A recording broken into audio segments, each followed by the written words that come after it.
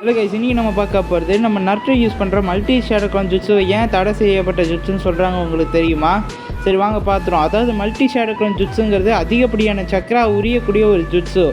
அதாவது நம்ம நர்ட்டோகிட்ட இப்போ சக்ராங்கிறது மேட்ரே கிடையாது. ஏன்னா நம்ம நர்ட்டோகிட்ட குராமாவோட சக்ராவும் இருக்குது, அதே நேரத்தில் அவனோட ஓன் சக்ராவும் அன்லிமிட்டடாக கிடக்கு. ஸோ நம்ம நர்ட்டோகிட்ட சக்ராங்கிறது ஒரு பிரச்சனை கிடையாது.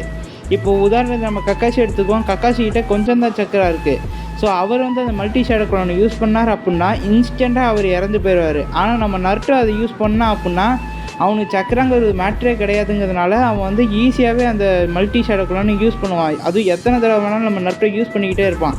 ஏன்னா நர்ட்டு சீரிஸ் பார்த்தா எல்லாத்துக்குமே தெரியும். ஏன்னா நம்ம நர்ட்டு அதிகமாக யூஸ் பண்ணுற ஜுட்ஸில் மல்டி ஷேடோ க்ளோன் ஒன்று.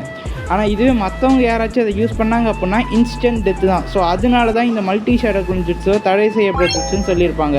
ஓகே கைஸ், இது மட்டும் இன்ட்ரெஸ்டிங்காக தெரிஞ்சுக்கணும் அப்படின்னா நம்ம சேனல் லைக் பண்ணி சப்ஸ்கிரைப் பண்ணி போட்டுச்சுங்க. பாய்.